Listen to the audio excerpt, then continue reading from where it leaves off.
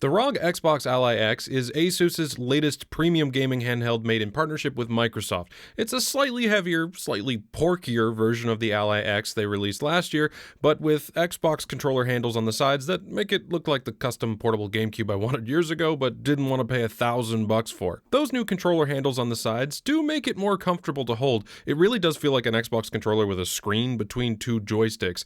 The grips are textured, meaning it's not going to slip out of your hand like a bar of soap, but it's definitely going to dig into your palms and pick up any gamer gunk you forgot to wash off before you grabbed it. Is the weight a problem? Not really. It's as aerodynamic as a brick, but the 1.5 pounds of weight is evenly distributed, and I didn't feel uncomfortable playing games at any point. The screen is a 7-inch IPS display that runs at a refresh rate of 120 Hz, meaning you can play games at a high refresh rate on this thing, and we will talk more about that later. It probably should have been OLED at this price point, but unless you plan on watching Interstellar for the 15th time and anything less than a pitch black starscape is unacceptable, you'll be just fine. You get into the handheld via a fingerprint reader housed in the power button on the top. For an Xbox branded console, I was expecting, a fancy schmancy lock screen, but all you get is the bog standard Windows 11 one that is a constant slap in the face for anyone that loves to travel but can't afford to. This is, after all, a Windows 11 PC crammed into a bisected Xbox controller with a screen in the middle. However,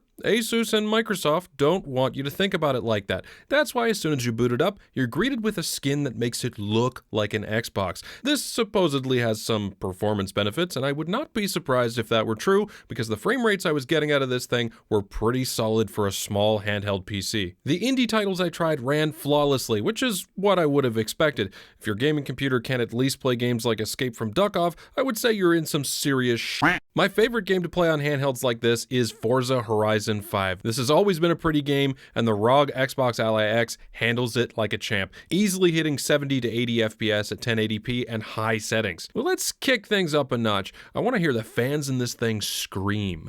Google Chrome, new tab, new tab, new tab, new tab, new tab, new tab. Battlefield 6. I'm going to be honest, I fully expected this to be a miserable experience, but with some frame gen voodoo and a little bit of graphical tweaking here and there, it's not only playable, it's good. There were a few frame dips in certain areas, but 60 FPS was the norm, and that's actually pretty impressive. And here's a list of all the games I tested and their frame rates. Pause the video here if you want to read it, but I gotta move on to the battery life. If you're maxing this thing out in the turbo mode like I have been most of the time, you'll be lucky to get 2 hours out of it before your brick that plays video games gives up the ghost.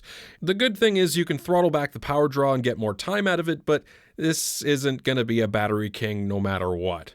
Get it? Because you can choose the what? Never mind. This is a good gaming handheld, maybe the best out there, but I will say it's pretty buggy, and it's not a polished experience like you'd expect from something marketed as an Xbox console. It's a Windows 11 computer. You gotta do weird BIOS updates through Asus's Armory Crate software. It also costs $1,000 US. It's not cheap, but I also think you'd be very hard-pressed to find a portable gaming handheld that performs as well as this one does.